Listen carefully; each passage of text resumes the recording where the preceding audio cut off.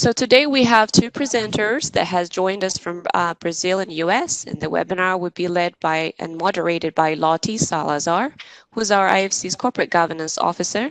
She's the global lead for IFC's Women on Boards and in Business Leadership Programs, which champions the sustainable business benefits of inclusive and gender diverse leadership and organization. So without further ado, I'll pass it on to Lottie to get us started. Okay, thank you very much. Tigis, can you hear me okay? Yes. Okay, thank you. So good morning, good afternoon, and good evening, everyone. Thank you very much for joining us. Welcome to this webinar on inclusive leadership and resilient organizations. As Tigis already said, my name is Lottie Salazar. I lead IFC's Women on Boards and in Business Leadership program, which advances the business case for increasing female representation on boards and in senior business leadership in emerging markets. We have seen through this pandemic the effectiveness of women business leaders in crisis response. We have interviewed many of them and we have heard their stories. Despite the odds, women leaders and women's organizations have demonstrated their knowledge, skills, and resilience to effectively manage risk and recovery in a sustainable, innovative, and inclusive manner. But the pandemic has accelerated the changes in the world of work. Digital technologies, the gig economy, human capital management, corporate purpose linked to company strategy, there is just a new normal emerging. And it is requiring adaptability, creativity, and decisiveness amidst extensive uncertainty. Now more than ever, organizations need to be resilient to be able to pivot quickly in the face of major disruptions. Building stable and sustainable business cultures is critical. This speaks to having in place a truly diverse and inclusive workforce and leadership team with complementary skills, perspectives, and expertise. To elaborate on these points, we have two experts, Alex DiMicheli and Brenda Bowman, who will provide their insights into how to navigate through crisis and recovering stronger. Alex will discuss longevity as the ultimate measure of performance of a business. He will explain why business leaders should give greater weight to building organizational resilience over short-term economic efficiency. And he will share ways to do that and prepare companies for the volatilities and challenges in a rapidly changing world. I will not go into Alex's bio in detail. You can look at it in the event announcement. But suffice it to say that he is a professor, a researcher, an authority in all things corporate governance, an author of several books on the topics, also on corporate ethics and now on company resilience. He will present for about 30 minutes and then we will have a Q&A session. Meantime, please send your questions to the Q&A function as Tigis already indicated. So with that in mind, Alex, over to you. Thank you. Thank you, Lottie. Hello, everyone. First of all, I'd like to greet all participants and thank the IFC for inviting me to this webinar on inclusive leadership and resilient organizations. In particular, I'd like to greet Brenda and congratulate Lottie for being a true champion of IFC's very important diversity and inclusion initiatives. Well, as you all know, companies are facing a set of mega trends that are already redefining how they operate and create value in this transition to the 21st century. I'm going to be very concise here because of our time constraints, but we are talking about huge transformations whose consequences are not yet clear for businesses and society, such as, for instance, the first days of the so-called Fourth Industrial Revolution, which is basically erasing the boundaries between the physical, digital, and biological worlds, and it's going to dramatically change the way companies operate, the way we work, and even what does it mean to be human. On the environmental dimension, climate change and the looming horizon of an ecological collapse is, of course, another huge challenge of our era. We could spend hours talking on this critical issue, but suffice it to say that at the current rate of carbon emissions, scientists say that there is a two-third chance for us to reach the so-called point of no return in 2035, only 15 years from now. a critical point after which limiting global warming will be extremely unlikely. We are also seeing big social transformations that include the increasing relevance of new generations, both in the labor market as well as in the consumer market. So countless surveys show that young people, particularly those with access to better education, exhibit a different value system than previous generations. And the arrival of new generations is connected with an increase of stakeholders' expectations on the role of business in society. So companies can no longer simply turn their backs on social demands such as diversity, such as the need for greater inclusion and the elimination of racial prejudice and say, you know, look, we just want to do business. Fortunately, this is not possible anymore. Instead, companies should be proactive on these issues and see them as an opportunity for becoming better organizations, as well as for showing that they are part of the solutions rather than the problems of society. On this slide, which is deliberately confusing, we can see how difficult it has been to lead companies in this quite complex world in which we live. There are many other megatrends that I didn't mention, and the arrows show that they reinforce each other. Well, these were the things that I used to highlight to business leaders until February this year, because, as you all know, with the emergence of COVID-19, all these transformations that were considered tectonic, colossal, have become relatively small, about the size of this tiny agent.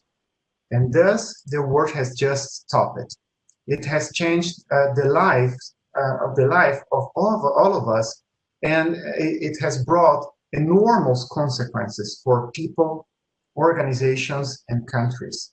For business leaders, I believe this moment requires reflecting on two major questions. The first one is the most debated one, which is what will be the new normal in the post-COVID-19 world? In my view, this is the least important question. The quick answer is nobody knows, and only time will tell which structural change will be caused by the pandemic. The only certainty we have on this, and I think we all agree, is that the level of uncertainty, of unpredictability, will not decrease in the years or perhaps decades to come. We will continue to experience a sequence of shocks caused by unpredictable factors such as the current pandemic or by the enormous technological, environmental, and social transformations that are still underway. Actually, I think that for business leaders, the most important question to ask today is, what should leaders prioritize so that their companies can be successful and perennial in this extremely fluid, fast-paced, and interconnected world? In my opinion, the biggest priority for business leaders now and in the years to come is to build resilient organizations. That is, companies with the ability to feel, embrace, and quickly adapt to major changes, including crises like this one, so they can manage to grow with adversities and thrive in a changing world. The idea here is not only to survive, but to make use of difficulties and big shifts in the external environment so that the company can emerge better than before. To put simply, it's about bouncing forward to a better place instead of only bouncing back to the original position.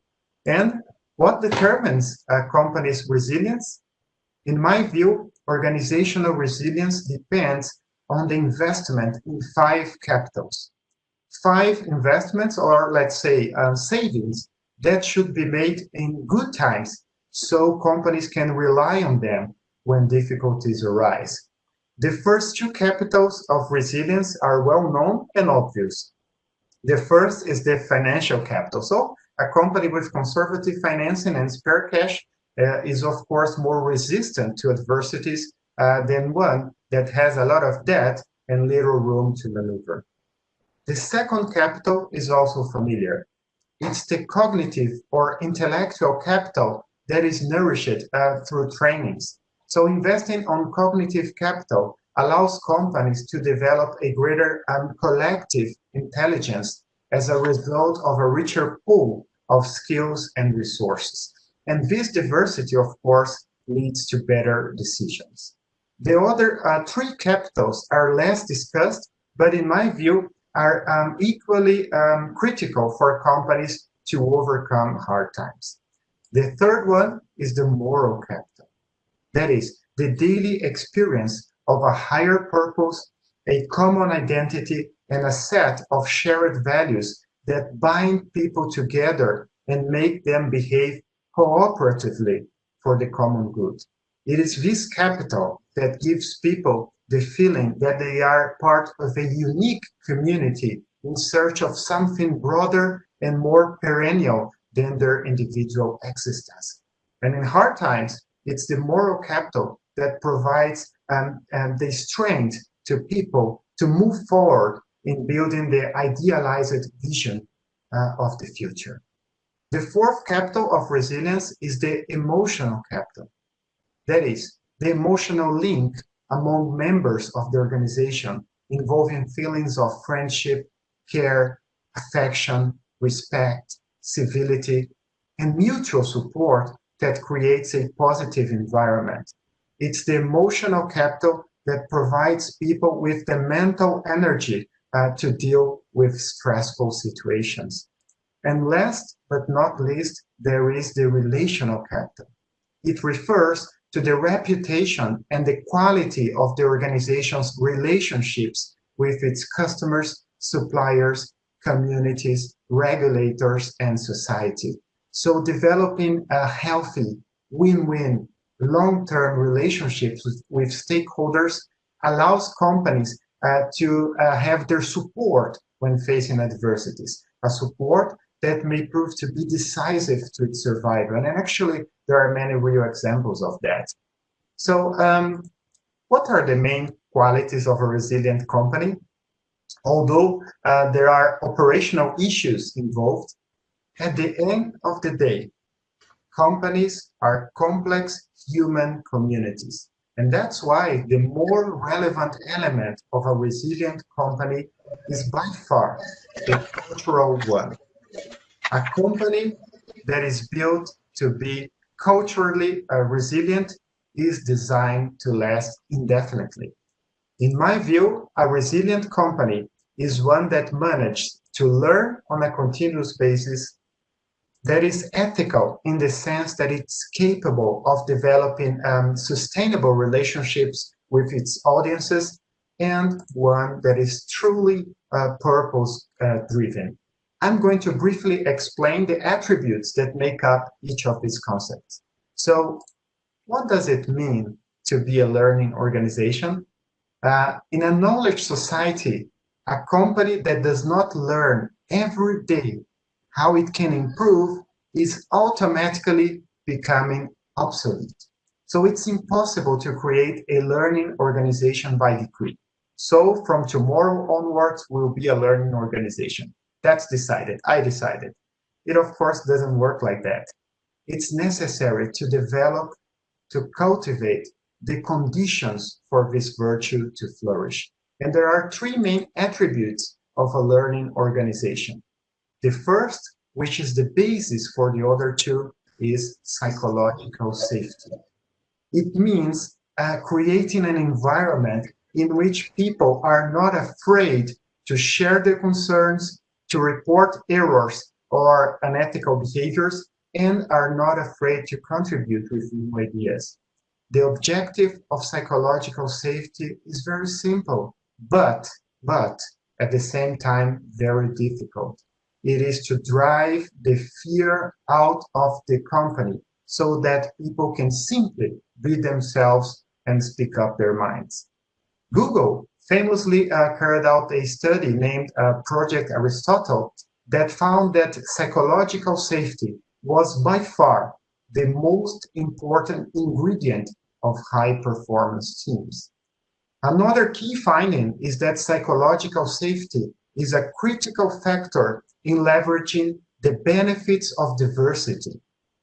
That is, research shows that the positive impact of diversity on performance tends to occur only in teams with high psychological safety. So, if a company wants to be truly inclusive and resilient, it is critical to get rid of the culture of fear.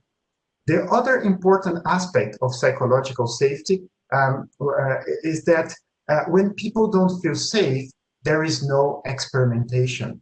And without experimentation, there is no innovation, which is the second element of a learning organization. It's unnecessary to talk about the importance of innovation in a world like ours. But to create an environment that is conducive to innovation, it's important to establish a culture that promotes the free flow of ideas, the appreciation for different views, and a culture that avoids the blame game when things go wrong. Actually, the most innovative companies, they go beyond. They even celebrate unsuccessful initiatives as long as they learn something from them. That is, they do everything to create a workplace where employees play to win by trying to do things differently every day, instead of playing to self-preserve and not lose. Another thing that makes people play to win is the third feature of a learning organization. That is the creation of an environment that activates the intrinsic motivation that is there, latent, dormant in the vast majority of people, so that they feel self-motivated to work with excellence every day. The formula to activate intrinsic motivation is simple. Give people a lot of autonomy, opportunities for growth, and a sense of belonging and community towards a common goal. That's why, instead of focusing on the traditional carrot and stick approach to incentive systems, companies should put a much greater weight on freedom, relatedness, and connection. Freedom, relatedness, and connection. Now, moving to the second quality of a resilient company that deals with ethics. What is an ethical company? Well, much could be said about such an ancient topic. To simplify things, ethics is about relationships. What are the principles and norms of conduct that guide our relationship with other people and with our planet? An ethical company always considers its impacts on its stakeholders and is also willing to sacrifice short-term gains so that they can all better coexist over time. And the hallmark of an ethical company is the ability to create mutually beneficial relationships with all its stakeholders, including the planet, because it really cares about them and sees them as an end in itself and not just as a means to make more money. So the first attribute of an ethical company is to promote values-based behaviors and decisions. Virtually all companies have a mission statement with a set of noble values such as integrity, honesty, transparency, and respect for customers. For many, however, there is a big distance between stated or aspirational values, how they would like to live, and their daily decisions, how they currently live. So on the other hand, it's important to recognize that there is growing scientific evidence showing that companies that are truly guided by solid values do indeed reap many tangible benefits, such as greater employee engagement, improved talent attraction, less spending on controls, and even greater profitability. The second attribute of an ethical company is, of course, being able to establish an ethical culture. And this requires the alignment, the full alignment of two value systems. The first is the formal or tangible system. That is, what is written in the company's documents, such as its code of conduct and mission statement. The second and most important one is the informal or intangible value system. It represents the implicit signals about the expected behaviors at the company.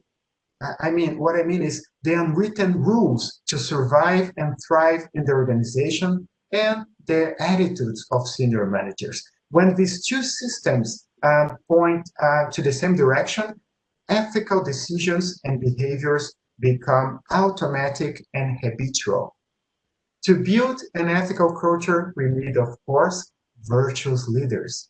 That is, leaders who see themselves as custodians of their organizations with a mission to hand them over better than they received them.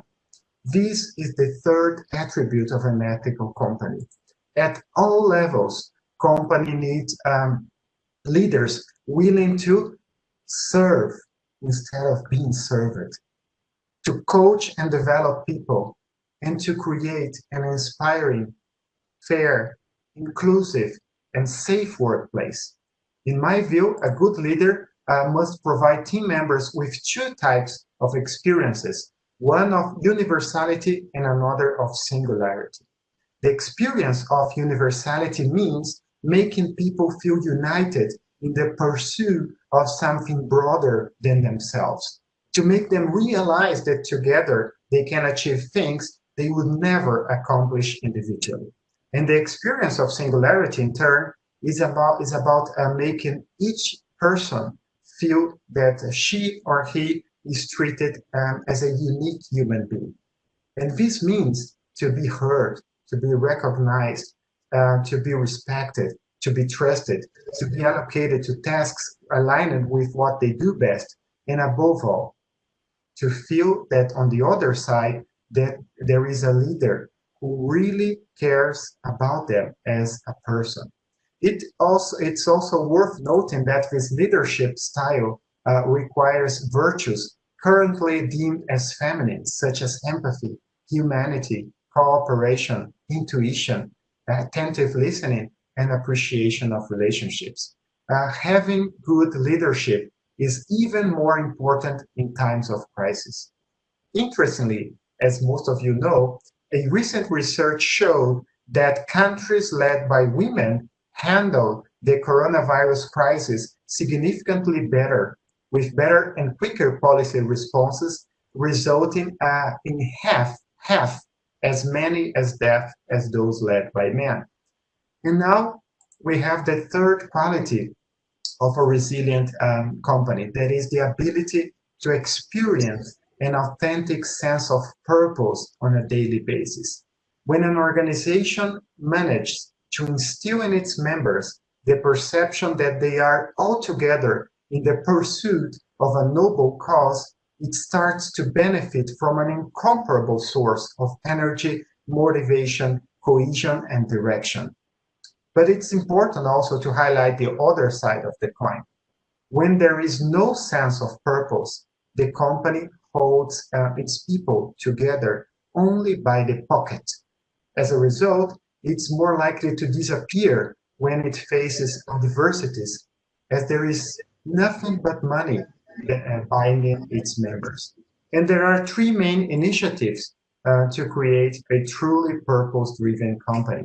The first and most fundamental one is to review the very concept of success. Instead of maximizing profits, business leaders should evolve to a broader concept of success that seeks to maximize the purpose of the organization. And let me tell you that this doesn't mean, of course, failing to create value for shareholders.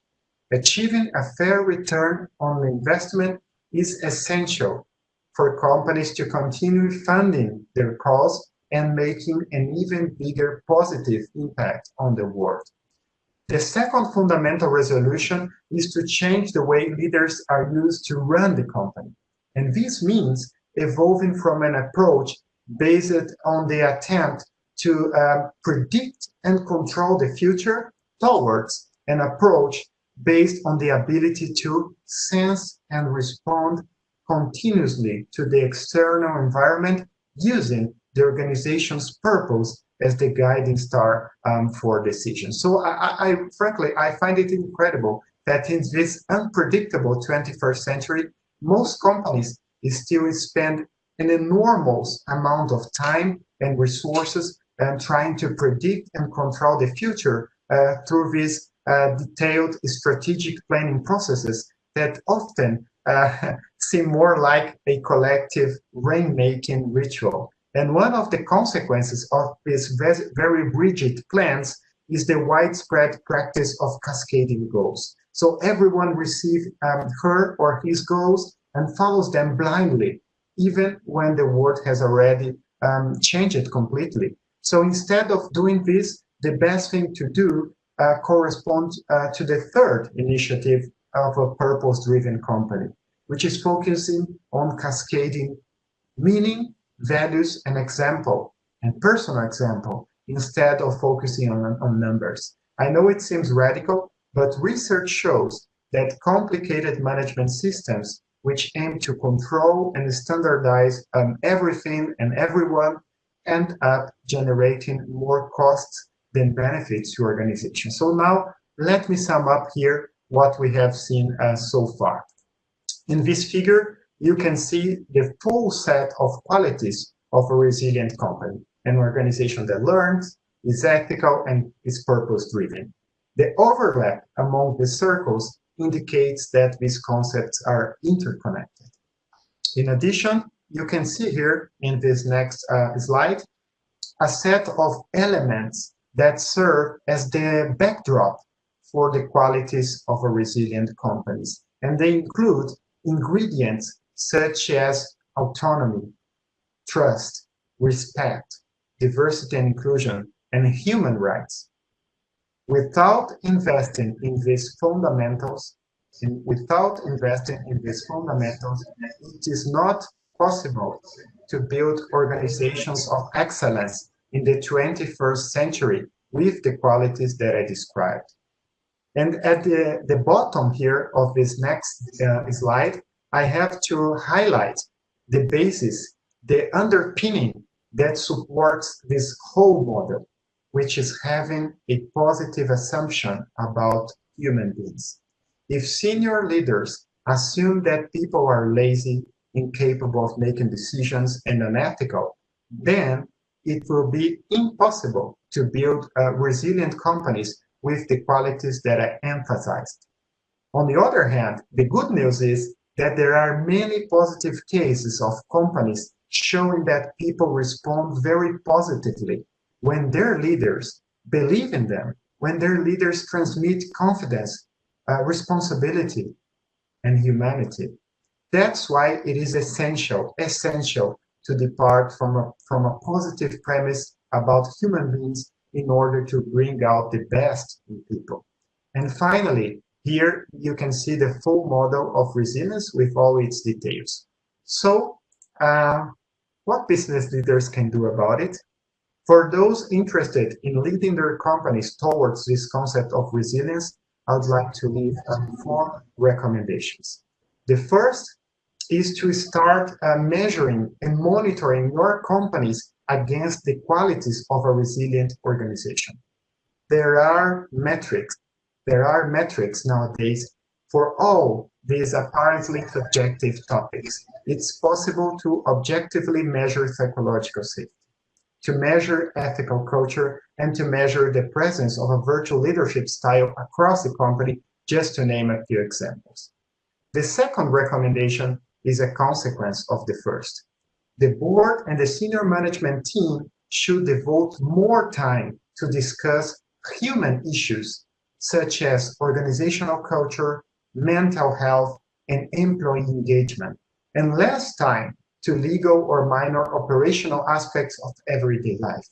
Their agendas should focus more on the future, less on the past, more on the human factor and less on backwards, or let's say rear view indicators that do not tell how performance is being achieved, nor what is really going on at the organization.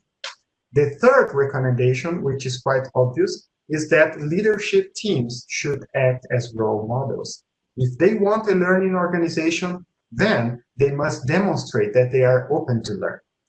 If they want an ethical organization, then they need to be ethical in their decisions and in the way they treat stakeholders.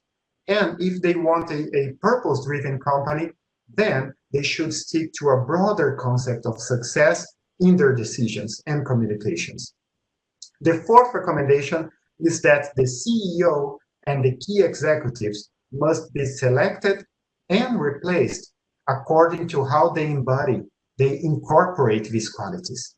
A company will only manage to be resilient if its key executives are committed to learning, ethics, and purpose, and are held accountable if they do not behave according to these virtues. Now, to conclude, I promise, okay?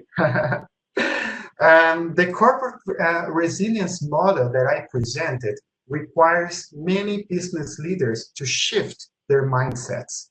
Many executives still think of their companies as if they were a sort of a big machine in which we put all kinds of resources, including human resources, with the sole objective of producing financial outcomes with the maximum efficiency.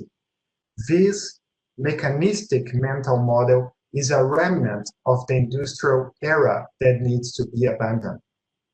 A machine is designed to work in a stable environment that rewards repetition and scale and uses interchangeable labor.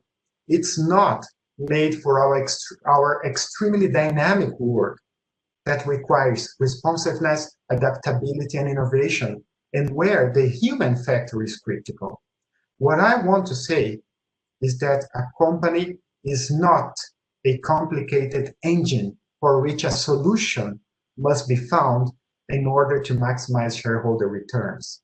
Instead, a company is a complex human community that should be continuously shaped in order to create sustainable value for all its stakeholders. So just as physics has evolved from classical mechanics to quantum, business leaders must evolve from the Cartesian thinking to a complexity mindset. And by doing that, they will see their company and their companies as living systems instead of big machines. A living system is incomparably more resilient than a machine. Actually, in this COVID-19 crisis, for example, nature has shown a great example of resilience. In a few days, fishes and swans returned to Venice, as you can see here, while big cities have been invaded by wild animals such as coyotes in San Francisco and cougars in Santiago, as you can also see here on this slide. So what I want to say to conclude is that nature is extremely adaptable, flexible, and always finds a way to regenerate itself, to blossom once again under different circumstances. And the same goes for companies that continuously learn, build healthy relationships with its audiences, and pursue a greater purpose. These companies, these resilient companies, will be able to adapt to those circumstances, to reinvent themselves, and to thrive in a world of excellence over and over again. So thank you very much. Hopefully it was useful for you, and I'm open to questions. I'll be very glad to talk to you. Thank you. Thank you very much, Alex. Right on time. That's perfect. Yeah, I don't know if we have time for the video, but I think we don't have it, right? Well, there are a few questions that have come up, and so if you could address those briefly, I think they're very important questions. The first one from Rosario Galvan says, where does creating performance systems that reward learning individuals land within the 5 capital models? Wouldn't belong to infrastructure capital as processes which will need to exist even as we move to dematerialization of physical offices? Yes, I think that these 5 capitals, it's more should be more associated to a different mindset than to different processes and to different place where people work. Because for instance, we're talking about remote work. There are different ways companies can approach that. There are companies that believe in their employees, for instance, and in their intrinsic motivation. And at the same time, there are companies that are buying a lot of these monitoring softwares, this surveillance software that are crazy, that keeps watching people if they are really, typing at the same rate and working all day long. So I think that what I want to say is that we should change the emphasis from short-term efficiency toward long-term resilience.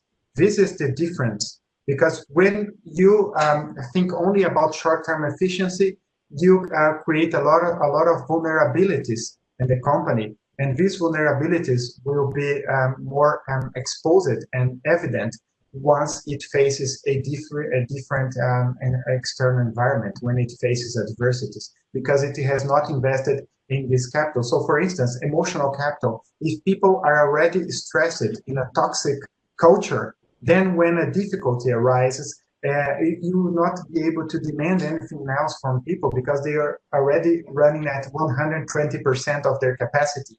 So there's nothing more there's no way to have more from people in a situation like this.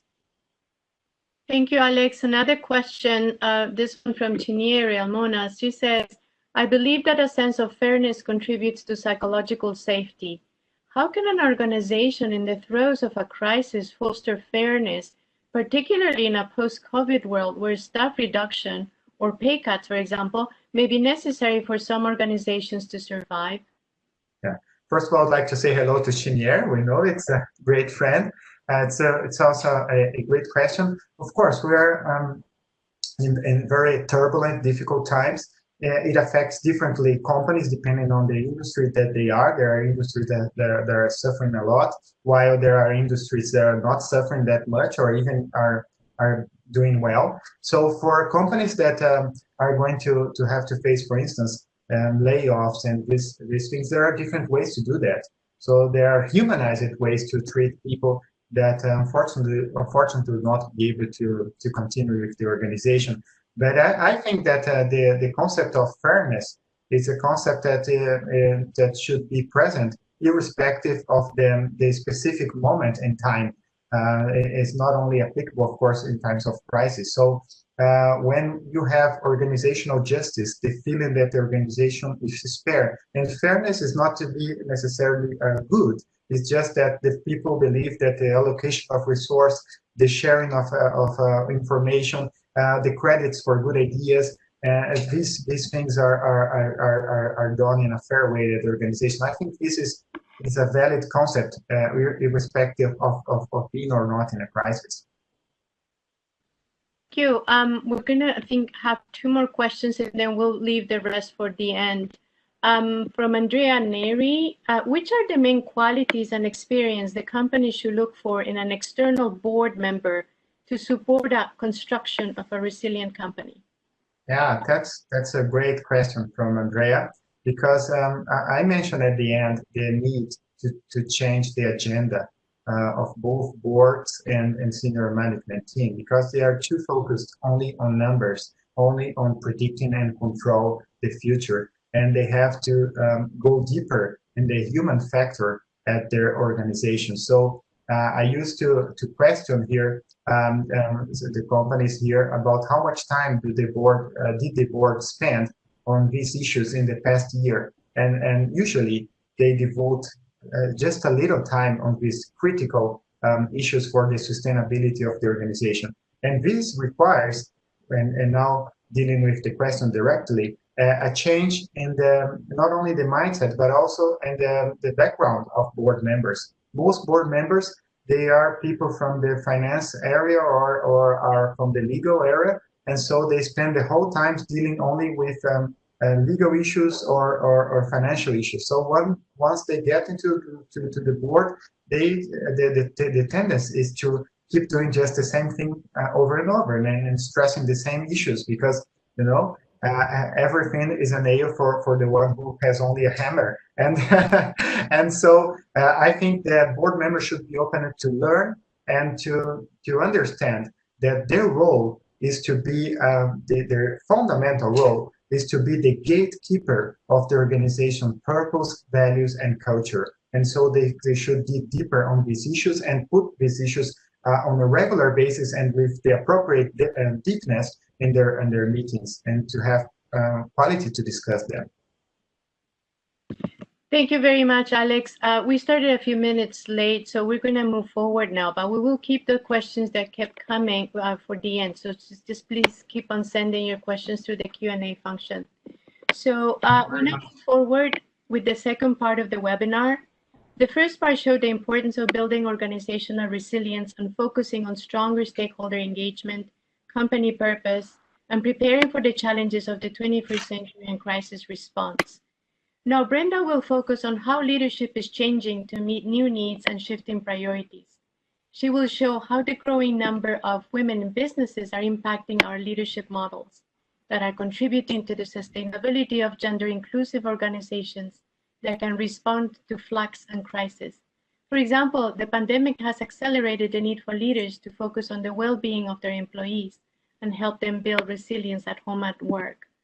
Brenda will also highlight the challenges faced by women business leaders as they strive to break down gender-based stereotypes and lean into the value of their own leadership qualities. She will also discuss how women in leadership boost strong ESG practices and create value in their markets. As with Alex, I will not go into her bio in detail. Brenda is the lead facilitator for the Women in Business Leadership Program, and as part of our faculty of CEG corporate governance trainers, she was instrumental in the development of IFC's board leadership and company secretary toolkits. She will also present for about 30 minutes, and then we will have time, the rest of the time, for Q&A before I close. Please continue to send your questions through the Q&A function. Brenda, over to you. Brenda, you could go ahead. You're on unmute already. Okay. Am I muted or not muted? Yes, we can hear you. Continue. Okay, great. Thank you so much. So thank you, Lottie. Thank you, Tigris, for that backup. And thank you, Alex, for a really fascinating presentation on resilience in companies. I'd like to build on Alex's ideas, and I have 3 points that I would like to cover and share with you. First is that what we have seen is that this COVID-19 has accelerated the change in business leadership models. And I'd like to look with you about compare some of the changes that we are moving into. The second point that I'd like to bring up is the challenge for women leaders in these times of crisis.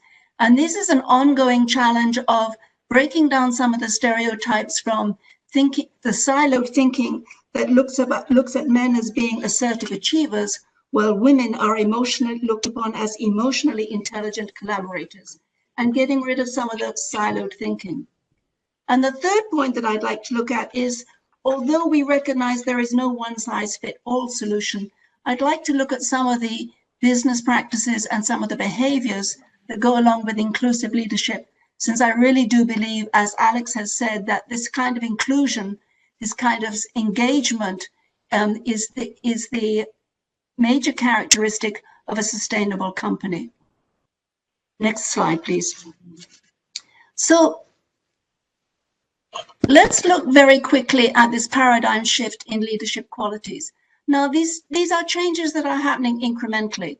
Cultures do not change quickly. So it's not that we switched off the 20th century and we're switching on the 21st century, but we are examining patterns of behavior and patterns of communication. And what we used to see was the perfect resume, was, not to mix my metaphors too much, but it was the people with a silver spoon in their mouths gliding up a golden ladder to success. And that predestined glide up to the top levels of business are changing now. What we want to see in our leaders are leaders who have learned through experience in difficulties. We want to have leaders who can talk about their failures, who can talk about their setbacks, and who can talk about their vulnerabilities. And as Alex said, are paying attention to what they are learning at this moment of crisis and dealing with COVID-19 are looking forward to knowing that we live in a very uncertain and anxiety-provoking world, and are thinking about how they can learn from their past experience to move us forward. The second feature, I think, is the change in hierarchies, which Alex has already talked about a little bit. So it's changing from having individual achievement and top-down control.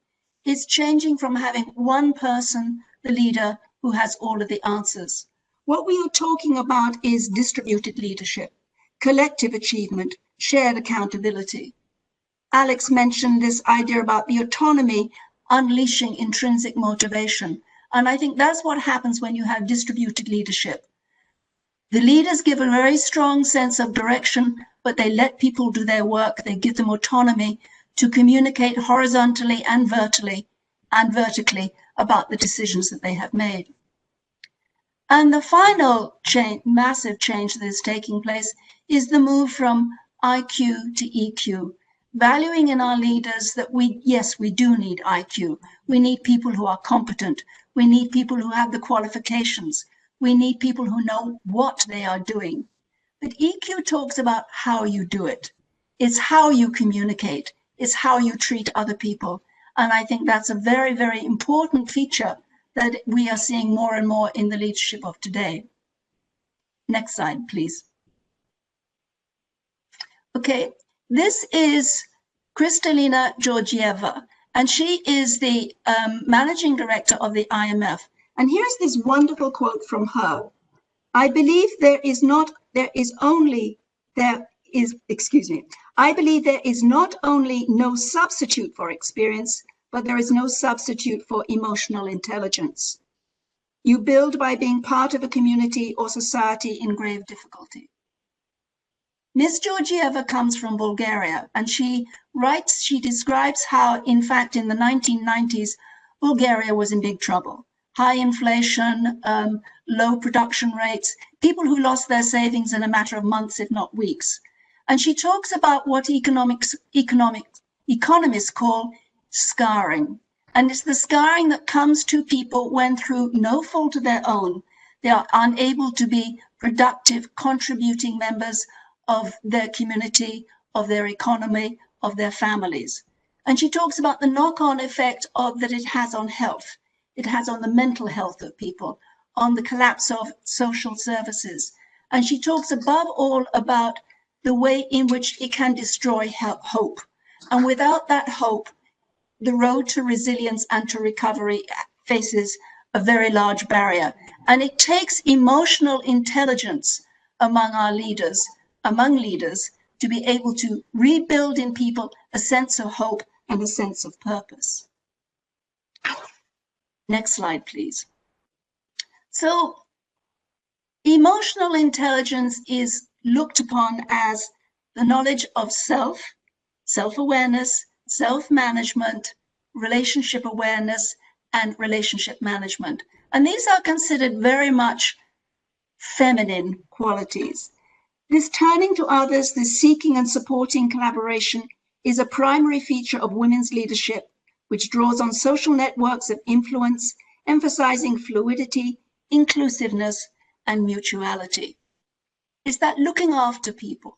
It's that taking care of people. It's the ethical ideas that it's not just out for oneself, it's also looking at the larger community. So in fact, you would think that this is money in the bank. This is what we are looking for in our leadership, in the leadership of our companies. This is what we are looking for in the people that we work with. And you would imagine that under these circumstances, and particularly as we can see the value of this kind of leadership in COVID-19, you would think under these circumstances that women would be making big moves and increasing their numbers as they go through the pipeline and as they take up their places inside the C-suites and in the boardroom. Next slide, please. But what we have here is a challenge. The Deloitte Global Perspective for 2019 tells us that, in fact, the rise of women through the leadership ranks is stalling. We remain globally at 17% of board members are women, 5% of board chairs are women, 4% of CEOs are women, and 12.7% of CFOs are women. There is a stalling in this, and I know that change takes place incrementally, and I know that it is slow. But there has to be some other reasons also why we are hitting continue to hit this glass ceiling, and why companies do not take on board the full potentiality and the potential and the talents that women have to offer. So next slide, please. And here's a breathtaking answer that I have seen. This is a quote from Martin Luther King, who says, "Power without love is reckless and abusive, and love without power is sentimental and anemic." When I looked at that, I was absolutely astounded at both my recognition of the accuracy of this and also at the feeling of this is what we are dealing with when we are dealing with unconscious bias and when we are dealing with stereotyping. The stereotype of given to women is that they are caregivers and that men are the breadwinners. And it's not so much the stereotyping that bothers me as it is the different value that we put on those two qualities. So that we look on women as being nice, but we don't look at their emotional intelligence skills. We don't look at their social intelligence. We don't look at their competency. We don't look at the value that they offer to a company. That we are so taken out with what Alex was talking about of this dominant, fear-driven kind of leadership that can tamp down on a company. Next slide, please. But the good news is that the situation is changing and that we are moving from either or into and both. And we are learning to use both masculine and feminine qualities.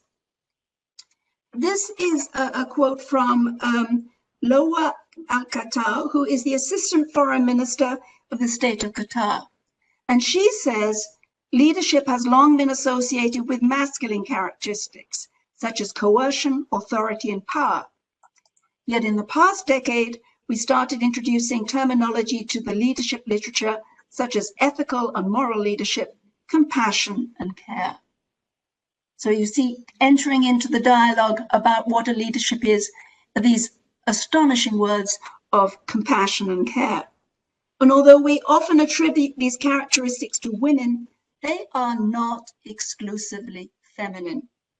Today, compassion, care, and morality are attributed to successful both men and women leaders. It is not only with power that we will achieve results. It's not only with dominance. We need power that is also mixed with compassion, morality, and ethics. Next slide, please. Now, what we have found is, how do you do this?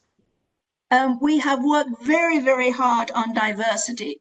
And what we have found in recent years and what research is showing us, and what we ourselves are experiencing ourselves, is that numbers are not enough. So you can't just have greater diversity in your leadership. You need people who come into the leadership and women who come into leadership positions to know that they belong in the room, they belong at the table, they belong in the conversation. We need to have this sense not only of being invited to join in, to take our place, but we also need to have very much the sense that we are included. And one of the very interesting ways that COVID has been in testing this whole idea about inclusion is through working at home. And I love the cognitive dissonance of this particular little picture that is here. Here you have a stay-at-home dad, and he's working out at the gym. He's remembering to take flowers to his mother. He's taking care of the kids. He's organizing pickup soccer games with the other kids in the neighborhood. He's at the computer, he's on the phone, and he's reading books. You could add into all of that as well. He's changing the nappies on the babies, and he's doing the washing up, and he's helping with the cooking. I think there are discussions going on all over the world between parents in families and in people in family situations that are going to make expectations and demands of their workplace when we return to a quote unquote normal life after COVID-19. Fathers are now working with the mothers of their children or working within the family context and really understanding that you can't have everything all at the same time, and that we really do need to share some of these responsibilities and be seen as holistic people when we work in our companies. As Alex said, we are not cogs in a machine. We are part of a living, dynamic organism. We are living creatures. Our organizations are living entities. And it's that business about really robust family policies. The conversation around that, the value of that is being seen. There is a really nice example that comes out of an article I read recently about men in Sweden. And we all know that Sweden has the most generous and comprehensive social programs in the world. But what it had found before COVID was that men use only 30% of the days allowed to them in parental leave programs. I think it was partly because of the stigma, partly because of the myth that men have to be the breadwinners, and that the role of the woman is caregiving of infants. That's changing. That conversation is changing. And I think when men and women go back to work in their offices, it will be with different expectations and different demands, and good companies will respond to that. Next slide, please. This one is, this comes from Deloitte's work in a report called Waiter, Is That Inclusion in My Soup? It says, inclusion was originally thought about in terms of equality of treatment, i.e. fairness and respect. And we now know that inclusion also encompasses feelings of individual value and belonging. It's putting a value on people's capacity to have emotions, to be emotionally intelligent, to care, to have ethics, and to have morality in the center of their value system. When the setting tips from I feel included to we feel included, the findings point to a new potential born out of a large group of employees feeling inspired by each other, inspired to hope, inspired to take the extra step, inspired to believe that there is a future for the organization. And Deloitte says it's a beautiful story of collective intelligence driven by diverse ideas which are set free through inclusive behaviors. Contrast this to an understanding of inclusion that stops at, let's just get more diverse people in the game. So a focus on biggest potential can release bigger rewards. Next slide, please. What we have here is the work of Amy Edmondson, and a lead thinker in organizational development. And she talks about the aspect of psychological safety that Alex mentioned, and also accountability. So if we look at this through the lens of COVID, you have people with low accountability and low psychological safety. Well, they're going to lower their heads below the parapet, and there's going to be apathy. They're going to check the boxes, they're going to get through, but there's not going to be any initiative, there's not going to be any inspiration, there's not going to be any motivation coming out of that group. The next group that she looks at is the people who suffer from the anxiety of having high levels of accountability, but not feeling psychologically safe. Now, this is often where you find a lot of women who have been cursed with a sense of perfection. They want to be perfect parents, they want to be perfect partners, they want to be perfect professionals. And you simply can't do it. So these people end up with these, and they are largely women, end up with this driven by this sense of trying to reach perfection and feeling responsible for absolutely everything that happens and not being able to meet all of those demands. And an interesting thing to know about anxiety is that neuroscience will tell us that when you are anxious, it narrows your thinking range. Anxiety comes from your limbic region, which is in the center of your brain, and that monitors and that filters through all of the thinking so that it stops messages going to your executive brain, and you simply cannot function well if you are living under high stress and high anxiety. You have people also who are in the complacency quadrant, and these are people who are what we call RIP, retired in place, people who have given up with the idea of a future dynamic, energizing their thinking. These are people who maybe have arrived at the top of the ladder through social connections rather than through performance, and who feel that what's going on around them at the moment has nothing to do with them. They sit in a position, in a chair of privilege, and they're quite comfortable there. What we are heading for is high performance teams, people who feel that they belong, people who feel that they are ready to challenge, that they are able to challenge, that they are supported by the group, that they can take on innovation, as the Deloitte has said, their capacity, their thinking for innovation and creativity is released by their sense of belonging and their sense of being in an organization that has their back. I like to think of this matrix as being two sets of belongings. You have psychological safety in the sense you think, I belong here. I belong in this room. I belong at this table. I belong in this conversation. You also have the sense of accountability in the sense that you have ownership of the company. You know that that little bit of the company that's in your department belongs to you, and you are working for the sustainability and the long-term thriving of your company. Next slide, please. So what are some of the behaviors that we are looking for? Some of these behaviors are in inclusive leadership. We're looking for leaders who listen. We listen for leaders who inquire to learn. We listen for leaders who have thought about the questions that they want to ask rather than the answers they are ready to dish out and to hand out. We want leaders who share knowledge and experience. We want leaders who recognize that it's not one size fits all and we can learn from each other. It's examples of reverse mentorship. The traditional models of reverse mentorship is where you have the elder of the company who takes on board under their wing and offers guidance to junior members of the company.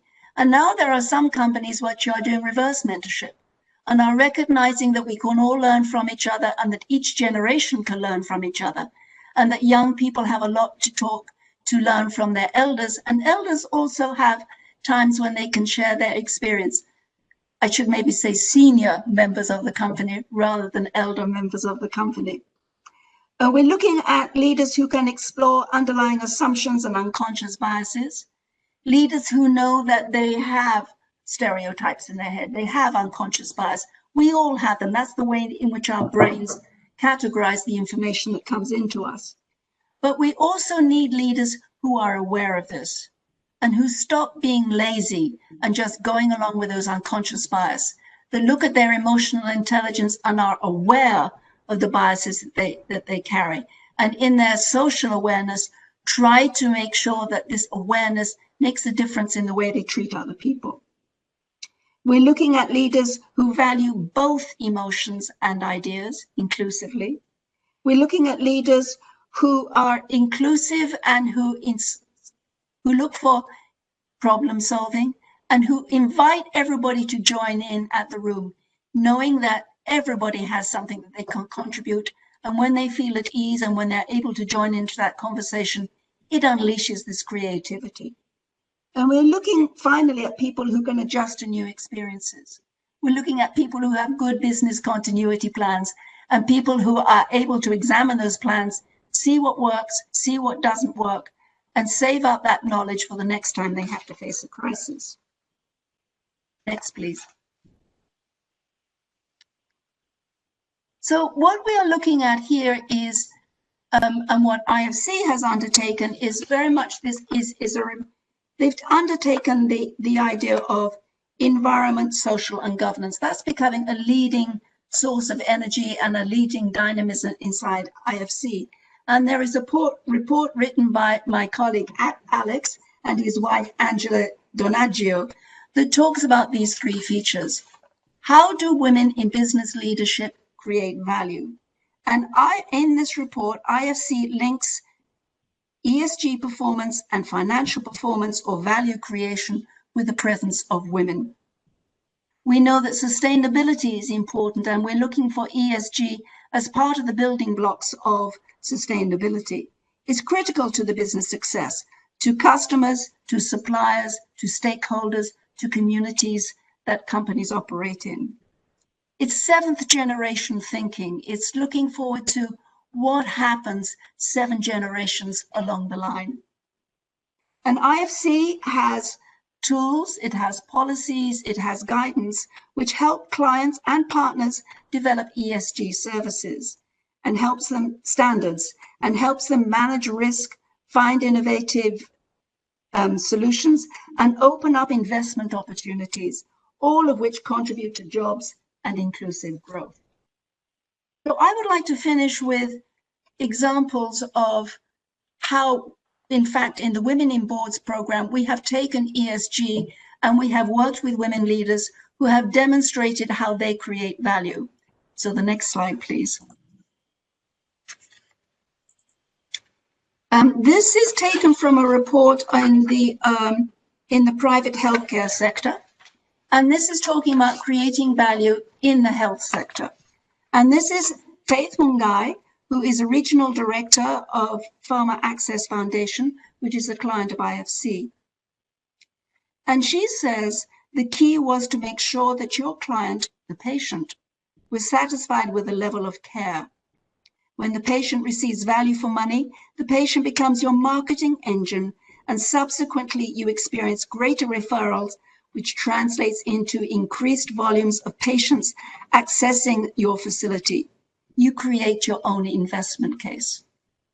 So this is where we see a company that has realized that having women, and they do have 70% of their workforce are women, inside their system creates a market, creates a demand for their services that is very important for future investments. I think we can all relate to this. We all know that when we are sick, when COVID hits, when anything else hits, we are vulnerable. And what we are looking for at that point are people who can take care of us and people who can do a good job. And when you are asked to recommend who can help, that you turn to those companies and those organizations that you know have a good reputation for care. Next slide, please. This one is a comment that was made by Fariel Sadiq. Fariel Sadiq lives in Pakistan. She attended a Women on Boards workshop, and she was also a participant at the Women on Boards and in Business Leadership training, TOT.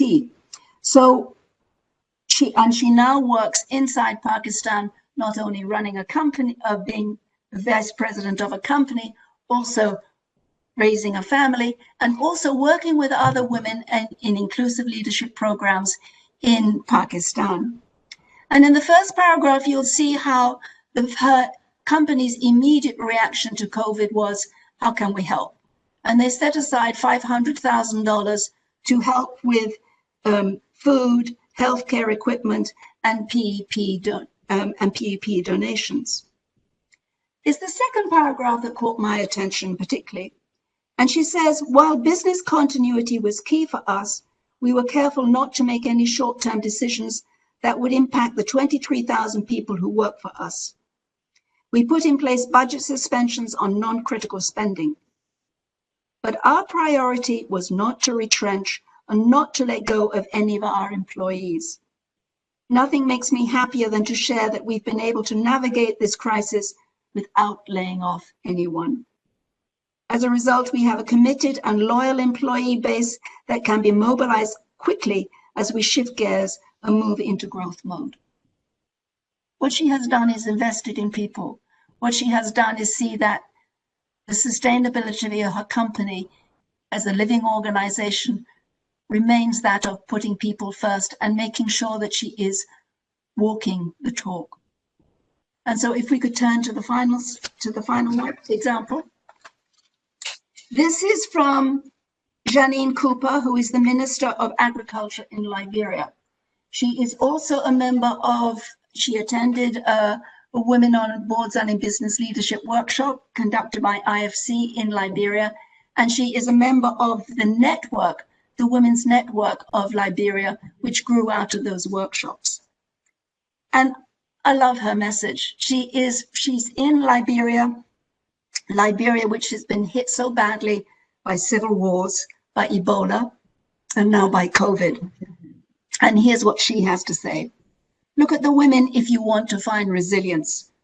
I see huge opportunities in agro-processing, in food production, processing and marketing, in the development of consumer packaged goods. There are also opportunities for planting and growing our own food, no matter how small a scale. Women are renowned for the ability to multitask, to provide for their companies during crisis, and their ability to find solutions. So the women have been the first to bounce back after a shock. Capitalize on their fearlessness and their strength. So I think that's the message I would like to leave you with. Capitalize on the fearlessness and the strength of women, and diversify and include them in your workforces. So the final slide, please. So finally, I'd like to say a thank you. This is a picture of some of the women who have participated in our workshop, and I would like to thank them for enriching our lives and thank them for the work they do in continuing to inclusively enrich the lives of others. Thank you very much. Over to you, Lottie. Thank you very much, Brenda. Also very insightful and lots of food for thought. We have some questions coming in for you, and then we will open for questions for both of you. The first one says, oh, hold on a minute, another one just came in. It says, research shows that women are penalized by investors' decision due to be seen less bold and more risk averse. Communication skills training can help women handle this bias. What might be done at the other side of the table as well? So yes, it's true. I mean, we talked about the stereotyping, and we need to look at the language also that we are using. Women are stereotypically seen, I think, as being risk averse. I use the words that they are risk conscious. They are risk aware. So it's just making sure that we shift our language on all of this. And I think it's just the long haul of culture change, of demonstrating time after time that we are not value added. We are not the cherry on the cake. We are part of the cake. We are the ones who create that value. And this just needs to be demonstrated by increasing the data so that we really do know, we do have evidence and we do have the data to show that increased inclusion and diversity leads to better performance and to better and to the sustainability of a company. Thank you, Brenda. You have one from Rain Anderson. She says, and this is for both these presentations were very interesting. I especially like the living organism rather than machine metaphor for a modern company. And the MLK quote was brilliant. These 21st century business principles are inspiring. I wonder, however, how these approaches and principles would handle conflict and disagreement. The individuals who don't agree or fit in, the independent thinkers. You want to take that first, Brenda, and then we move to Alex to answer if you want. Yes, and a very good question. I think this whole question about diversity and inclusion is not that we want everybody to be the same. It's not that we want to iron out the conflicts. What we need to do is increase our skills to reach across divides. And I think the research does show in the governance section that boards work better when you have collective intelligence, when you have people on the board with different perspectives and from different ideas and who are able to listen to each other. And so it's not a question of what I want from you, but it's looking together to say, what do we want together for this company? So I think taking those ideas of not demanding things from other people and requiring them to think the same way as we do, but it's looking together towards a shared vision and a shared purpose. Alex, do you want to contribute to that? Oh, nothing better than having Brenda together because she already responded perfectly. Yeah, I'd say that the only thing that we require conformity is about the values of the company, you know. So there are certain things that are non-negotiable, but we at the same time with this idea of decentralized decision making, with the idea that the collective intelligence is the main way for companies to become better organizations, then it will naturally welcome independent thinkers. So I don't see any kind of disagreement. On the contrary, actually, I think that the traditional way we run companies is a way that instills conformity. It tries to standardize everybody into a certain profile, you know, and including from the psychological perspective. So I think that our vision for companies is much aligned with the possibility of welcoming independent thinkers. Thank you, Alex. Another question for Brenda. It says, there's always a risk in training and presentations on the value of diverse business leadership that they attract only like-minded participants, a little bit of what we were just talking about. How can the audience be broadened so that it's not just preaching to the choir? And that's a terrific question, and that's one, as you well know, Lottie, the title of our program has been Women in Leadership, Women on Boards and in Business Leadership. And this question has come up from several of our participants. We can't get the men into these workshops if we have the word woman there. So we really have to, I think, emphasize even how we are marketing all of this. And we need to hear from our market, and we are talking with men, and we are asking them, okay, what would be attracted to you? What would bring you into one of these workshops? And for the moment, we're looking at this idea about inclusive leadership and having that as the title for our program. But we're tuning into what the market wants, and we're asking the men, what would make this important for you? Why would you want to join us? So stay tuned, and we'll let you know where our thinking ends up. Thank you, Brenda. Another question from Diana Reeves. Women in leadership is subject to geographic and cultural context. Women are bearing the brunt of pandemic-driven unemployment, household chores, and burden of homeschooling negatively, impacting capacity for leadership roles. Please comment. I agree. Sadly, I agree. It's the figures and the research, and I think the personal experiences that we've had among our friends and in our families, we have seen that, in fact, women do take the big role on this. I think it is back to those conversations that men need to be having with women and women need to be having with men. Back to that dialogue so that it becomes more respect and a greater value for emotional intelligence, for this kind of compassion and care that we have been talking about here today, so that it becomes invalued and seen as mainstreamed, and that we don't have this siloed thinking of, okay, it's 9 o'clock in the morning, I have to be in the office, and walking out and leaving women to carry on all these domestic duties in the home sphere. It's a dialogue. It's a dialogue that we need to have with men, with our allies, and with our companies.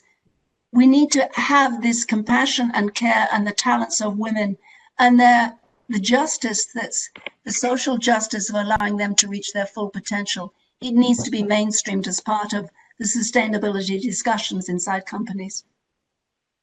Thank you very much, Brenda. And there is a very interesting comment that came from our friend and colleague, Andrea Groboco-Patel in Argentina. As we many know, she leads a fantastic women leadership organization out of Argentina called FLOR, and she trains women all over Latin America. She says, a pleasure to hear from you, Brenda. I share everything said, and we continue to work on FLOR, but today I have added ideas, words to continue fostering more women in decision-making spaces that will be more and more inclusive leaders. Thank you. So that's particularly for you. Thank you, Andrea. Oh yeah, that's right. She knows you too, Alex. I want to pose this question to both of you, actually, because this is very important. what could be the role of investors? I mean, here at IFC, we're now looking for more potential for investment upstream projects, and we know that women create value. So if you could start, Alex, what could be the role of investors in all of this? And then Brenda, you can answer as well. Yeah, I think this is a critical question because investors, of course, have a decisive role in fostering this agenda of building a more, let's say, humane and people-centered organizations that are truly purpose-driven. And because, of course, the pressures that they put on management are the way that management are going to respond. And we have seen some advancements in the past few years. So, of course, when we have the CEO of BlackRock sending a letter to all CEOs saying, look, purpose and profits, they are complementary. They're not exclusive.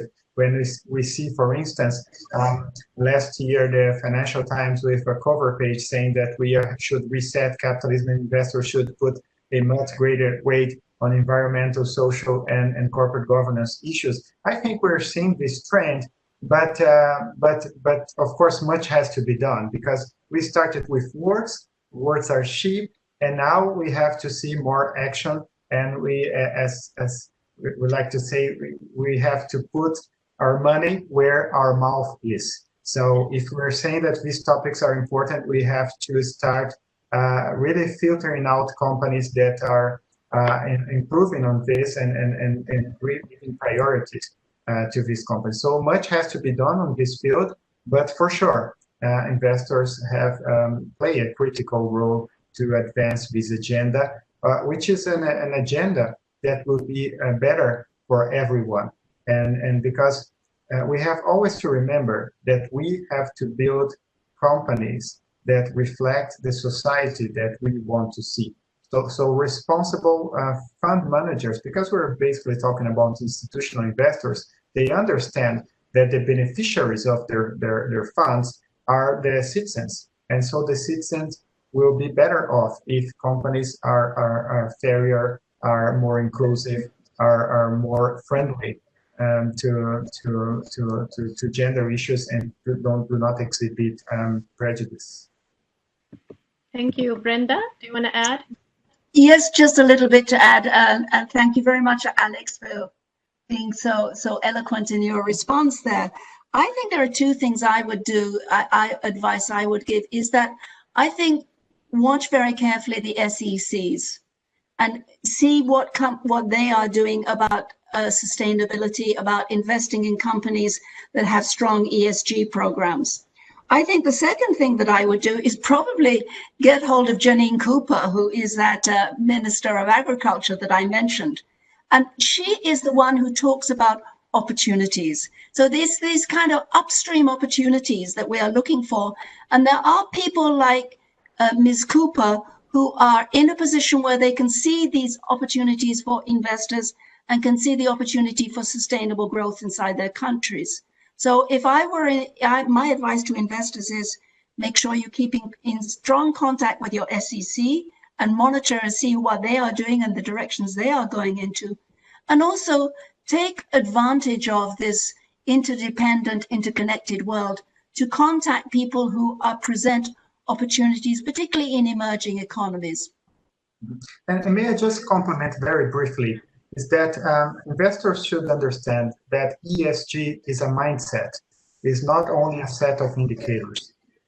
So, of course, indicators are important, but they have to dig deeper in the companies that they invest to see if they are truly committed of being, at the end of the day, fair with the environment, fair with the people, and if they are really serious about honesty and ethics. This is the key thing, because sometimes we may see some companies that are selling themselves as companies with good ESG indicators, but are not truly committed in their daily decisions on these issues. Thank you very much. We're almost at the end of it. I mean, we started a few minutes late, so if the participants can bear with us, we can stay another 3 minutes or 4 to make up for the time lost.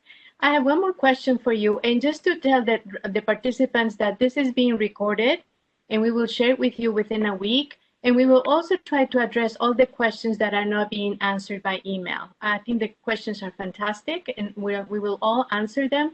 But if not today, we will answer them through email. So this one last question then, and I think it is also for both of you. It says, I am on a board now, and I am working on developing gender policies. But the bank, I guess she works in the bank, is based in a very conservative country. So I am not sure how to develop relevant policies. What are the ways that a board member can engage with staff on this? Do you want to start out, Brenda?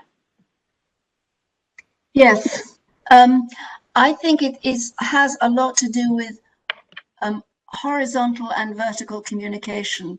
So, I applaud this effort to sitting on a board to find out what's going on inside the company. So I think it's through aspects like surveys of boards, surveys of employees, finding out what their satisfaction is. It's through doing surveys to find out what's, and making that strong inquiries into the purpose. How is the purpose of the company? How are the values of the company being embedded into the culture? Being culturally aware of what's going on inside the organization.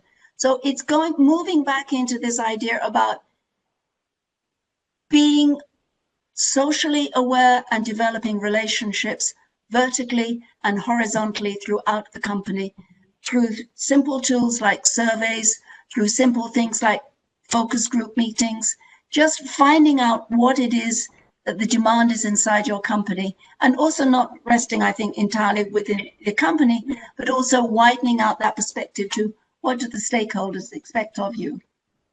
And I think particularly in a bank, we know that banks need to be taking care of their women clients, because women are among the largest group of unbanked clients, potential clients.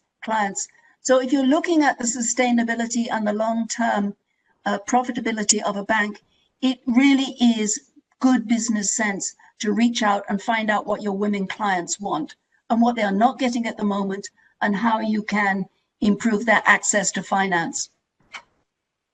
Yes. Alex, over to you. Okay. Well, there is no silver bullet. We're talking here mostly about a journey, but a journey towards where? So it always starts with a vision, with an aspiration. So I think that the first thing is to have an agreement at the top management and at the board level of the company about what is the aspiration. And in my view, this aspiration of building people-centered, purpose-driven companies that are oriented to always the stakeholders, and they are focused on their resilience, long-term resilience, is a noble aspiration. So once you have this aspiration, then the second stage is to start doing something on this. And and then you have to change the agenda of the board and the senior management team. You have to start to measure these topics that we talked here that seem apparently subjective, and then you move in that direction. And one question that's going to appear is that, is there a business case for this? First of all, I don't think we need a business case to build better organizations. It's an ethical issue, first of all, because the level of consciousness of a company towards its stakeholders will never exceed the level of consciousness of their leaders as human beings. And this is not my quote, it's a quote from Frederic Laloux, but I like it very much. And I think it says a lot. So there is, yes, plenty of evidence nowadays that companies that are moving into this humanized direction are reaping many tangible benefits, including at the end of the day, improved profitability. But this should be genuine. You cannot do this because it's utilitarian. So I think the main thing for you that are at a board level is to change the narrative of the people that are there.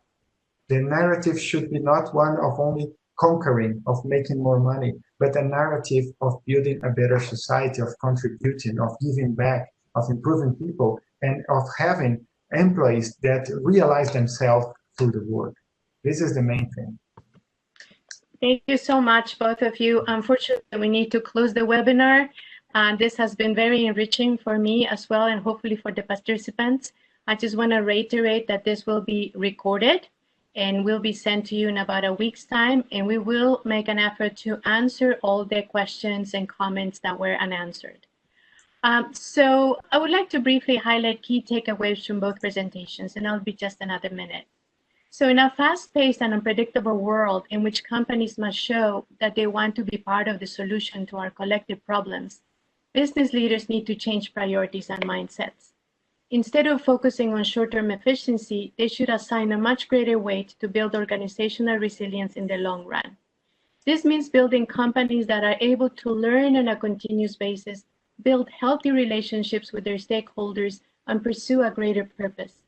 These companies, viewed as complex living systems instead of complicated machines, will be the organizations of excellence in the 21st century.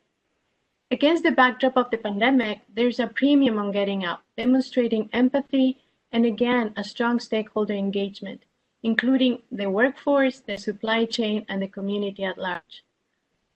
Then there is the importance of demonstrating a commitment to collaboration and interdependence at the top, and embedding inclusive behaviors in all decisions that company leaders make. This means breaking down stereotypes while embracing and integrating the mix of masculine and feminine characteristics for a holistic leadership approach. Diversity and inclusion are gaining strategic credibility as a pathway to sustainability, purpose, and longer-term value creation. So as boards evolve and sustainability practices strengthen, gender diversity in leadership, and frankly at all levels, should grow in importance. Last, and just as important, strong ESG practices, including a robust risk management culture, allow companies to navigate crisis and make companies more resilient. So thank you very much again, Alex and Brenda, for your excellent contributions, and to all of you who joined us today. Stay tuned for other upcoming webinars starting in January, and have a good day if you're just starting the day, or have a good evening if you're wrapping up for the day. Thank you so very much. Thank you. Thank you, everyone. Thank you, everyone. Great to